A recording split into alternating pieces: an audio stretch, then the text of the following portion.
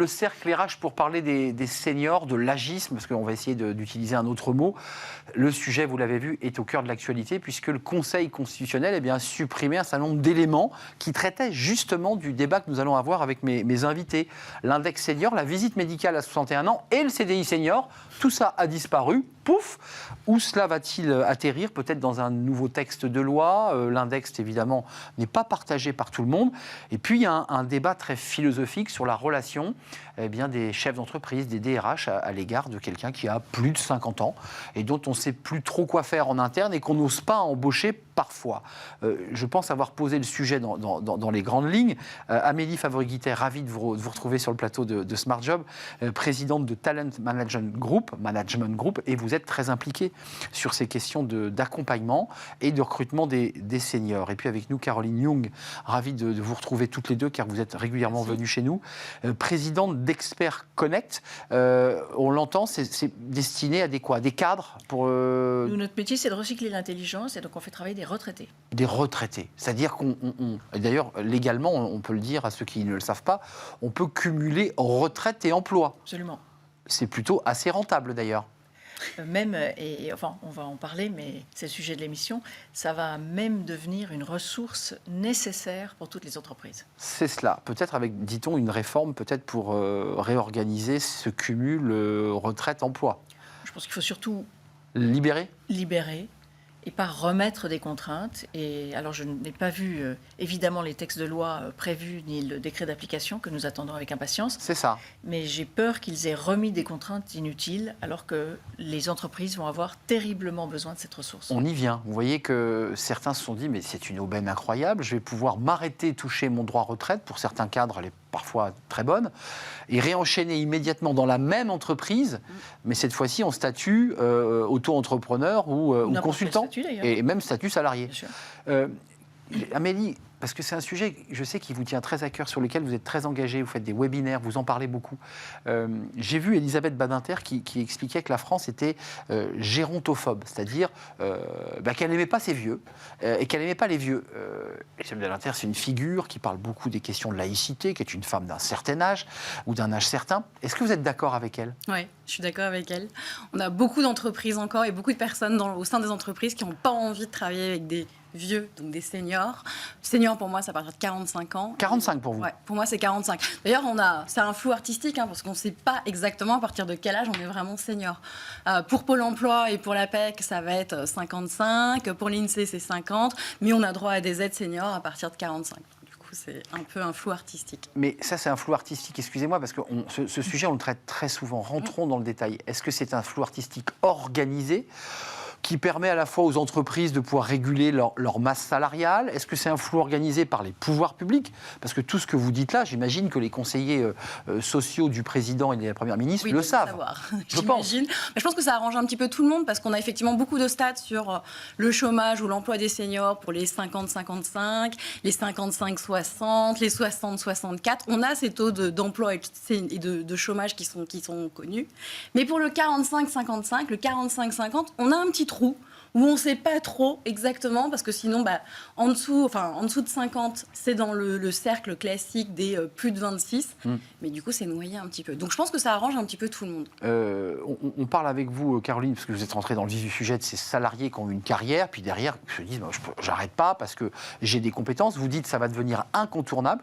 Incontournable parce que globalement, on est en pénurie dans certains secteurs, et que si on ne recycle pas nos anciens, je ne mets pas senior, on n'a aucune chance de pourvoir les postes, en fait. C'est ça que vous nous dites? Alors, si vous m'autorisez, je vais tenter une mise en perspective. En fait, je suis démographe de formation, donc je me suis toujours passionnée pour des tendances de long terme. Exactement. Et notamment les questions de vieillissement. À un moment, il y avait cette énorme cohorte de baby-boomers et beaucoup de jeunes qui rentraient sur le marché du travail. Et finalement, nos dirigeants se sont dit, on va permettre de faire entrer plus rapidement les jeunes, c'est ce qu'ils espéraient en tout cas, en faisant partir gentiment les seniors par les plans de départ volontaires, avec des plans de départ. C'est ça. On a fait un tort épouvantable sur la réputation des gens qui avaient plus de 50 ou 55 ans, en leur donnant des outils. Et puis, pour justifier leur départ des entreprises, on a dû leur trouver des maladies. Alors, ils s'adaptent moins vite, ils sont plus lents, ils sont caractériels, etc., etc. Et ces pauvres personnes, qui d'ailleurs ne sont pas les mêmes puisqu'elles changent en permanence, oui, parce qu'on vieillit, c'est vrai. On paye encore le prix aujourd'hui par une mauvaise réputation, alors qu'ils ne sont pas plus lents et pas moins adaptables que les autres. Et aujourd'hui, qu'est-ce qui est en train de se passer du point de vue, de nouveau, des grandes masses démographiques? Les baby-boomers sont à peu près partis à la retraite, donc c'était des très, très grosses cohortes de personnes. Il reste encore un peu de baby-boomers dans le marché du travail, mais plus beaucoup. Il y a moins de jeunes. En Europe, actuellement, on perd tous les ans 1 million de personnes en âge de travailler, c'est-à-dire entre les bornes d'entrée du marché de l'emploi et de la sortie. 1 million, ça ne paraît pas beaucoup, on est 450 millions en Europe, mais en fait, à la marge, sur les gens qui travaillent, c'est énorme. Et aujourd'hui, ce qu'on voit sur le marché du travail, de la concurrence qu'il y a pour s'adjoindre les compétences des jeunes, une inflation sur les salaires, etc., elle s'explique simplement par ça, et pas uniquement par une reprise d'activité post-Covid. C'est juste pour compenser le vide, c'est pas parce que l'économie accélère. Et c'est là pour durer. Et vous me faites peur, parce que quand l'économie va accélérer... Oui, mais qui sont les gens aujourd'hui qui sont disponibles et compétents sur le marché du travail, notamment, nous c'est un peu notre spécialité, mais sur les métiers industriels, à cycle long, techniques, etc., alors que ce sont des métiers qui sont délaissés par... Non, mais même ça n'intéresse pas les jeunes aujourd'hui de devenir chaudronniers, ou électriciens, ou que sais-je, eh bien ce sont les retraités. Et ils sont là, exactement, ils sont là. Oui, parce que... Et disponibles. Amélie... Vous ne recruterez pas que des cols blancs, parce que quelque chose soit clair, il n'y a pas que le consultant en finance. Non, vous évoquez les chaudronniers. Il n'y a pas une entreprise industrielle qui ne cherche pas un chaudronnier qui va le chercher en Pologne. On est d'accord. C'est clair. Et là, vous dites à ces chaudronniers en retraite, si tu as encore envie de donner pour vas-y, tu as du boulot. On est bien d'accord. Exactement. Et les boîtes, là, les accueillent bras ouverts. On parlait de la mauvaise image des seniors, et pour moi, elle est en train de disparaître au profit de la compétence, tout simplement. Parce que... On n'a pas le choix. On n'a pas le choix. On a gommé l'âge et les différences d'âge. Et là, je vois très bien mes candidats ou avec mes clients, etc., l'âge n'est plus un sujet aujourd'hui. Et ça, c'est une révolution assez récente. Grâce aussi aux émissions de télé, grâce à vous. Grâce à tout. Grâce à mais ça prend du temps aussi. Mais vous, vos clients, qu'est-ce qu'ils vous disent? Moi, j'essaye beaucoup de sensibiliser les startups, les TPE, surtout les startups qui n'ont pas vraiment l'habitude d'embaucher des profils seniors, qui commencent tout doucement. Et l'idée, c'est de les faire travailler avec Pôle emploi, notamment, ou avec l'APEC, sur des accompagnements spécifiques. Et c'est effectivement leur dire, regardez tout ce qu'un senior peut vous apporter. Et effectivement, vous en avez besoin aujourd'hui.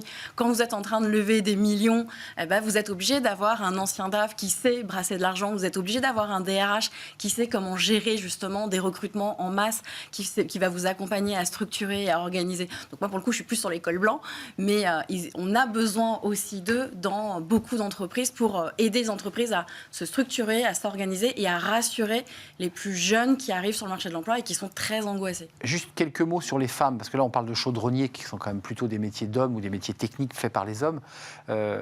N'en déplaise, mais les femmes sont encore plus victimes lorsqu'elles sont dans cette catégorie d'âge, à partir de 50 ans, que les hommes. Comment vous l'expliquez? Qu'est-ce qui fait que les femmes sont finalement encore plus discriminées? Parce que aujourd'hui, il y a une discrimination à l'âge. Il y a une discrimination à l'âge, il y a une discrimination au salaire, on est encore là-dessus aussi.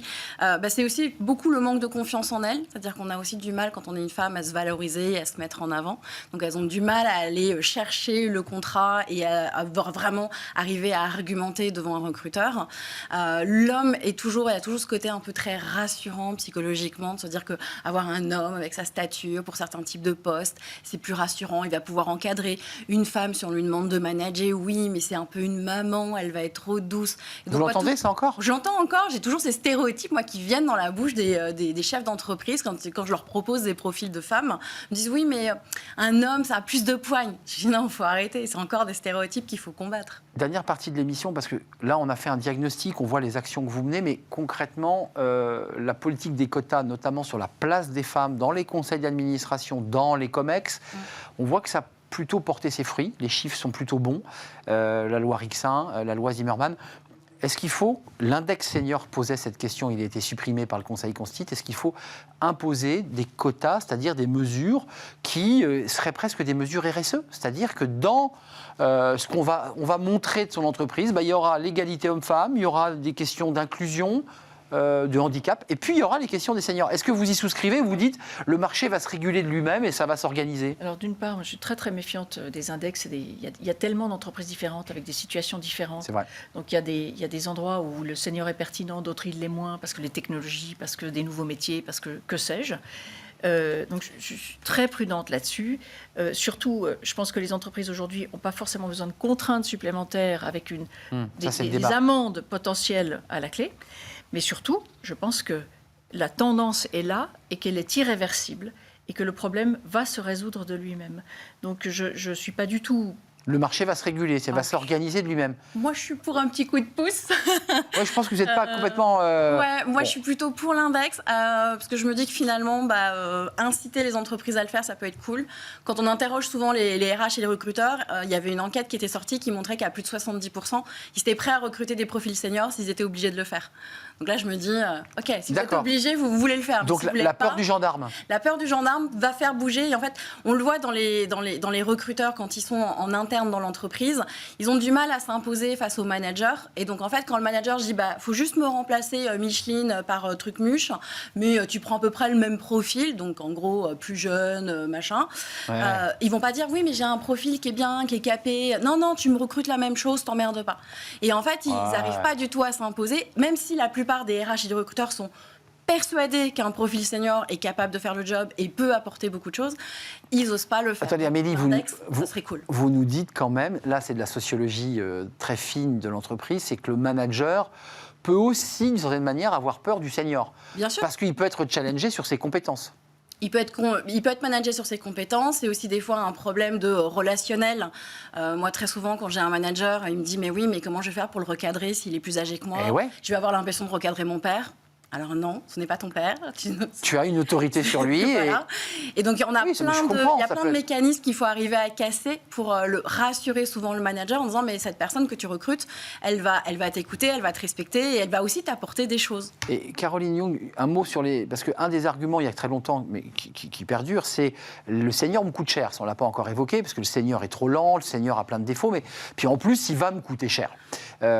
Vos seniors, là, enfin vos retraités qui re-rentrent dans la vie active, ils sont mieux payés. Enfin, comment ils négocient le salaire? Parce que eux, ils bénéficient de leur retraite, ils ont leur droit à retraite, mais en plus, ils ont le levier pour dire, écoutez, non, là, je suis désolé, avec mes compétences, j'y vais pas.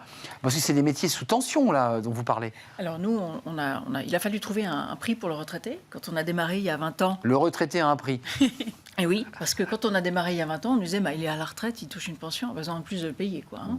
Oui. Même pour des compétences rares. Oui. Voilà. Non, mais il y a cette tentation de se dire, écoutez, vous avez déjà votre droit à retraite. Ils ont tous un copain qui gagne 2 000 € par jour.